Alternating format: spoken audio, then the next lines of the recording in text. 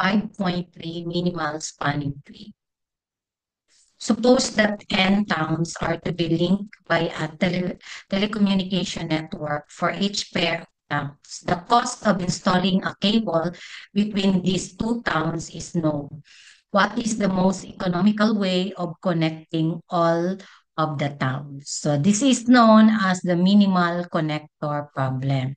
So the solution to the problem will be that connected spanning subgraph H of the graph G of minimal total weight. That is, the sum of the weights of the edges of H is as small as possible. Clearly, H must be a 3. For if not, these edges could be deleted, reducing the weight without disconnecting it. The problem is solved by simple-minded algorithm called the greedy algorithm. This says at each stage, build the cheapest link which joins two towns not already connected by a path. So example, a university wants to install routers in several buildings. The cost to connect each building depends on the cable distance. So find the optimal wiring layout to minimize total cable outage. So this is the building and the distances. So the solution to this is the minimal spanning tree. So choose AD, which has a weight of 3. So AD3, then to connect B, so choose BC, which has a weight of 4. Then to connect na pod ang isa, to connect na naman tayo D, so to connect balik sa A kay choose BA which is 5. Thus, ang total na unit para ma-minimize na to ang cable usage is 3 plus 4 plus 5, which is equal to 12 units. So this is an example of minimal connector problem using the greedy algorithm.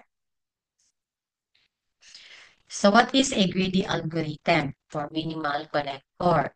Ito yun. Let G be a connected graph, W a non-negative weight function an E.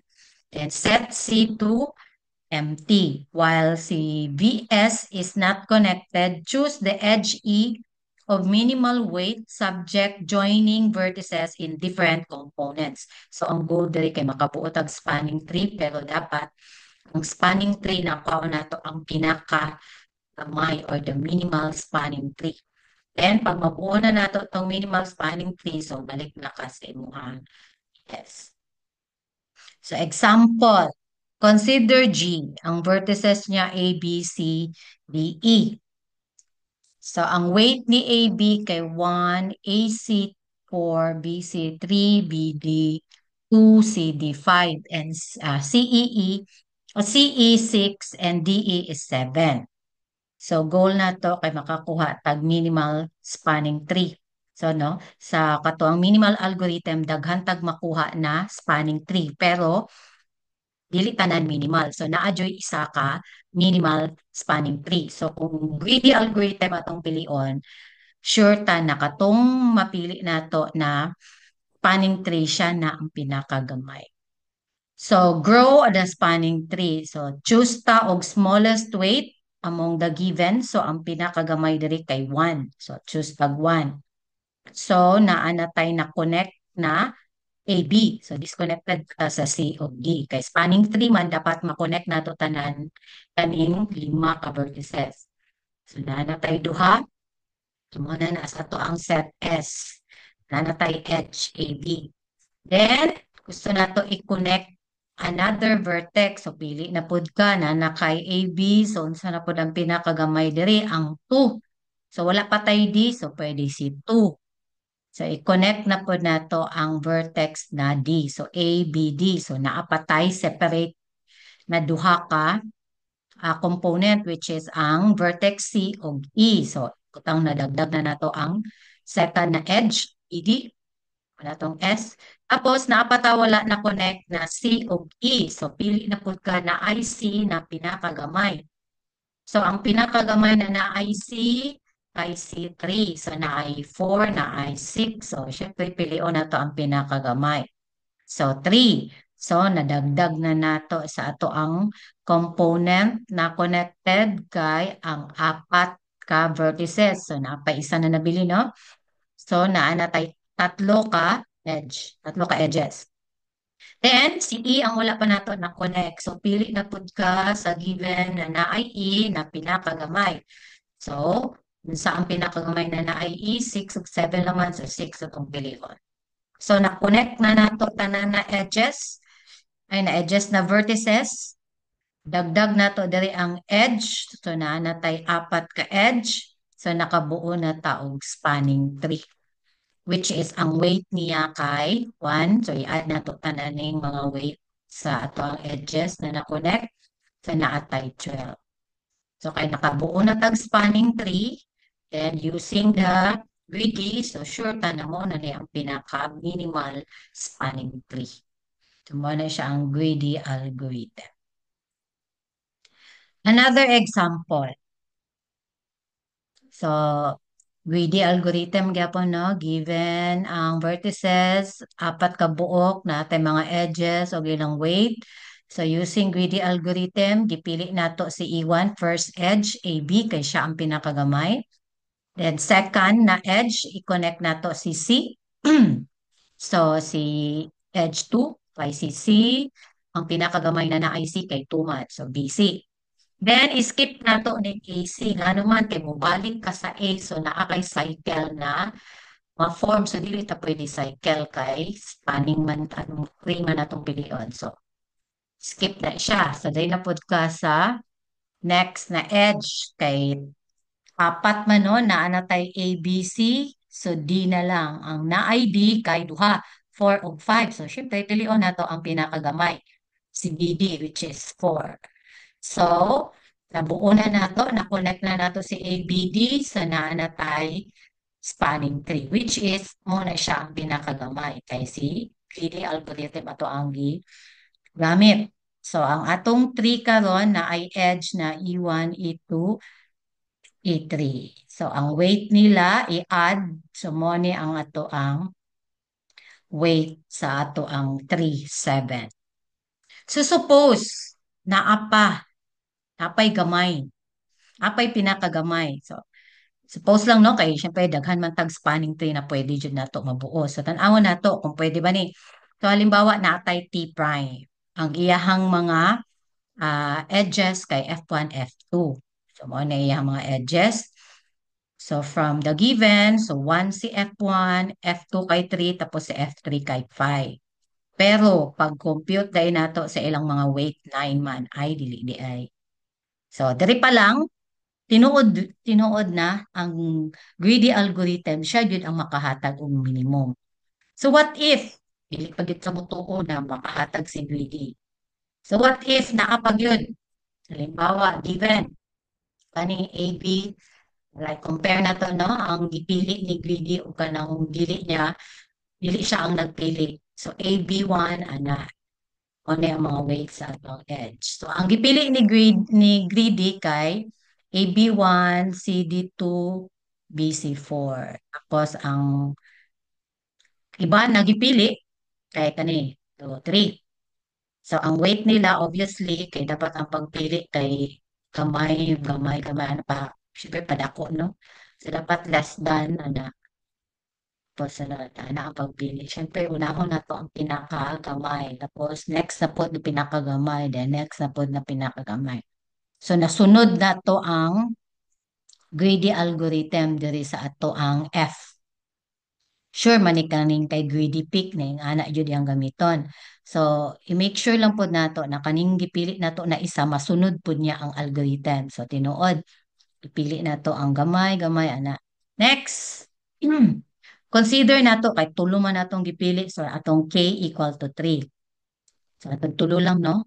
So i-add nato. I-add.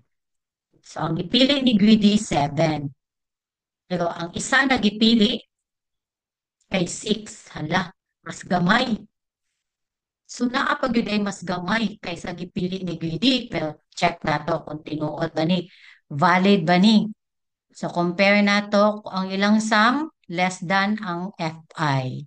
Pero i-double check nato. Tanawon nato, ang first ug second parehas ang gipili kay greedy. Pero nga no, pag abot sa third, mas gamay man yung easy, tanaw na to ang given. Ay, mali. Ituyo niya og paggamay para gamay siya kay greedy. So, invalid siya kay ang AC na given kay 5, pero ang iyang gibutang kay 3. So, meaning, wala na'y makapagamay pa sa pagpili ni greedy algorithm. Kung naamay mas gamay, so ano siya dali katulo, kung naamay mas gamay, meaning invalid na siya. So if a lower weight edge exists and connect different components, greedy would have chosen it. If greedy didn't choose it, it must have been invalid. So any supposed better na spanning tree kaysa kay greedy, so meaning invalid na siya or contradiction. So kanang dili di ay mas gamay, mas dako di ay ana. So kay greedy ang pinaka minimum na makahatag og spanning tree. So, mo na siya ang dagan sa atong proof. So, let E1 up to E sub n minus 1 be the edges in S. So, in order in which the greedy algorithm chooses them. So, ang pag-choose man ni greedy, no, kay start siya sa pinakagamay. Next na po napilion niya ang pinakagamay sa nabilin. Antod na makonect niya tanan na vertices. So, mo na si S. Ang gipili ni greedy. So, note that, so mo ni ang pagpili ni greedy, ang weight ni E1 mas kamay hantod sa itong last na iyang gipili. Since F weight of E sub J is less than, so weight ni E sub I for J greater than I. Then, the ith stage, si E sub J would join points in different components and should have been chosen in preference to EI. Suppose that there is a spanning tree of smaller weight. So, mo niya, halimbawa na in ordered so that mo lang gyapon ang gawa sa pagpili, same sa pagpili kay greedy. Thus, so ang ilang sum up to n minus 1 kay mas gamay ang kay Fi kaysa kay Ei. Sa choose, halimbawa, dili tanan dili lang tagtulo sa kani. So, tinuod, bas gamay gyapon kay Fi. So note that ang K na to is greater than 1. So since the greedy algorithm chooses first an edge of smallest weight, then up to halimbawa ang K na to ganina kay 3. So sa K equal to 2, parehas sila, di ba? Ni E o ni F, parehas sila ang ilahang weight. Pag abot kay K, mas gamay na gyud ang kay F. So nga naman na. So ara, mas gamay hantod sa AI. So now at stage K, the greedy algorithm chooses EK and not any of the edges in FK of strictly smaller weight. So all of these edges must fail the condition that they join points on different components of BS. So ang pagpili ni FS na ay dili tinuod dito kay si ang gipili ni greedy mo naman tong pinakagamay. So meaning, nangatik ni si F kay naa pa day mas gamay sa gipili ni greedy.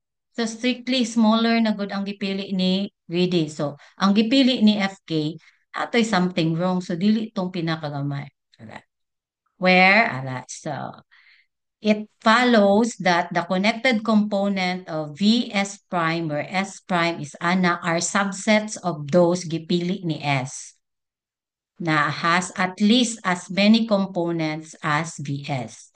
But this is a contradiction since ang gipili ni S, ang gipili ni katong katong sa F are forest. And their number of components kay dapat n minus k minus 1 and n minus k respectively. Kaya may animan ang pag-compute sa forest. Pero false kay ang n minus k mas bako. kaysa n minus k minus 1. So, ana, kung naapay mas gamay sa gipili ni greedy, meaning naatoy something wrong sa iyang pagpili. Either mali iyang weight or na ay wala na connect, basta dili to siya mao ang iyang pinakagabay. So, mo to ang dagan sa ato ang proof. In general, the greedy algorithm refers to any algorithm for constructing an object in stages, where at each stage we make the choice which locally optimizes some objective function, subject to the condition that we move closer to our final goal. 5.4 Eulerian graphs. Definition. An Eulerian trail or Eulerian path is a trail that uses every edge exactly once, but doesn't necessarily return to the starting vertex. Then see Eulerian circuit or Eulerian cycle is a closed trail that uses every edge exactly once and starts and ends at the same vertex. Sa example ng closed Eulerian trail or Eulerian circuit, ang A, B, C, D, E. So, kung gumawa na siyang i-graph, observe nato na ang degree ni A, pareha sila tanan og degree. So, wala man yung balik, no? So, two tanan lang degree. So, obviously, pag makakuha ka og trail na parehas ang degree tanan sa vertices, which is even, kung even tanan ng ilahang valency or degree, then Eulerian circuit na siya or closed Eulerian trail. Ang Eulerian trail, example, kani siya. So kung ato aning i-graph, ang degree ni A ana kay 1, kay B, kay duha man no. So 4 ang degree ni B. Tapos kay kuan kay C kay 2, tapos kay D kay 1. So naatay duha na add. Tapos duha ka even. So, ang Eulerian tree, basta naa kay exactly 2 ka vertices na add ang valency, Eulerian trail na siya. Example, another example, Eulerian circuit or closed Eulerian trail. Are. So, start sa 2, 2, 1, 0, tapos 3, 4, 0, 2. Circuit man siya, no? Balik siya sa siya nag-start. Ano siyang circuit. So, Eulerian circuit siya kay tanan na vertices even. So, kaning kay 2, 2, 1, 2, kay 0, 4, 2, tapos kani 2. So, even tanan. So, Eulerian circuit. There is a trail. So, start ta sa 4, 3, 0, 1, 2, tapos balik ta sa 0. So, dili siya circuit kay circuit mo balik man ka sa asa ka nag-start sa 0. So, observe that ang degree ni 1 o ni 2 kay add even ag 2 no, tapos ang kay 3 pod 2 pero kay 4 o kay 0 add kay 1 man kay 4 tapos kay 0 kay 3. So, di ba? Pag naatay duha exactly 2 na add ang valency or degree, Eulerian trail na siya. Example 3, kaning bridge of Königsberg. So kung ato aning i-graph, i-convert into multi-graph ang kaning bridge, ingani ang itsura. So observe that ang mga degrees sa mga vertices kay kani 3, kani 3, kani 5, kani 3. So tanan add. So dili ta makaingon na Eulerian trail siya. Kay ingon sa Eulerian trail dapat duha lang, duha ka add, exactly 2 add valency. Kung kay 4 man siya, 1, 2, 3, 4, so dili ni siya Eulerian trail. So katutanan na observation, sa example, muna siya ang Euler's theorem. So a multigraph with no isolated vertices has a closed Eulerian trail if and only if it is connected and every vertex has even valency. So, kani iyong imagine nun na graph for letter A. So, mga even ang ilahang degree sa mga vertices. Ang letter B, a multigraph with no isolated vertices has a non-closed Eulerian trail if and only if it is connected and has exactly two of add valency. So, mo to siyang Eulerian trail. Dapat exactly two vertices. So, kani inyong imagine nun sa proof. So, kaning duha ang describe niya sa proof. So, it is obvious that a graph with Eulerian trail must be connected if no vertex is isolated. So, the other condition are also necessary. For consider a graph with a closed Eulerian trail. As we follow a circuit, each time we reach a vertex by an edge, we must leave it by a different edge. So using up to the edges through each vertex, since every edge is used, the valency must be even. Okay, kung asa ka pag adto, lahi naman imong pagawsan. So the same applies at the initial vertex of a closed Eulerian trail. Since the first and last edge of the circuit plays the same role, for a non-Eulerian trail, however, the valency of the first and the last are odd. So since the first and the last edges are unpaired. So let G be a graph satisfying the condition of either A or B. So in case in A, so let V be any vertex. So kaning graph na yung imagine na, ari ang mga V, ara ang V. Sa in B, let B be any vertices of odd valency. Now, follow a trail from B, never reusing an edge for as long as possible. So let S be the set of edges in this trail. So katong naagian na nimo mo na to, appeal na to siya sa S. For any vertex X other than B, in case in A, or the other vertex of odd valency in case of B, balik ko to sa graph. So, mo ni si X. Paadto daw ta diri. Gikan ta sa B, adto ta kay X, tapos gikan ta kay B, adto ta kay X. So, mo na yung ginamit ni X. Whenever the trail reaches X, there are odd number of edges through X not yet used. So, add ang sa A kay 1, tapos this is because we reach X along an edge and previously V set accounted an even number of edges, except for V, where previously V setted accounted for an odd number of edges. Thus, we don't get stuck at X. So 0 is not an odd. So there is an edge by which we can leave. Kay pagsulod, pwede juga makagawas. So, agianan pagawas. So, the trail must end at V in case in A. So, balik ka kay A. Or, sa other vertex of add valency in V. So, if S is equal na sa tanan na edge, so nahurot na agian na tanan na vertices. So, we have constructed a Eulerian trail. So, finish. So, suppose not. Halimbawa, wala pa nagian tanan. So, there must be a vertex U lying on both of the edge in S and an edge not in S. Or otherwise, the sets X and Y of vertices lying on edges in S, not in S respectively.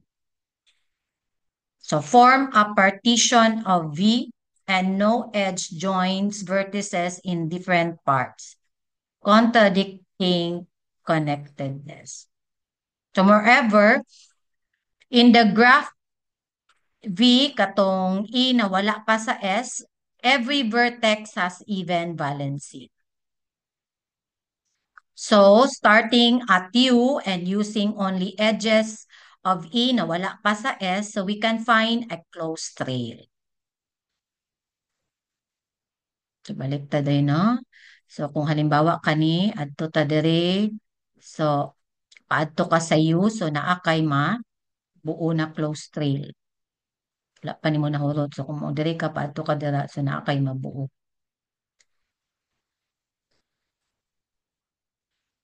Now we can place in this trail to produce a longer one. So, natay so na siya, mabutang, connect a longer para makabutang tag longer one. So, start at V and follow the old trail to U. Then traverse the new trail. Then continue along the old trail. So after a finite number of application of this construction, we must arrive an Eulerian trail. Kaya dapat dili man tamo close. So apply lang ka na apply o another edge para dili ka maka-close. So note that in case B, any Eulerian trail must start at one vertex of add valency and finish at the other. A fact well known to anyone who has tried a trace without lifting the pencil puzzle. So that's it. So that ends my report. So thank you.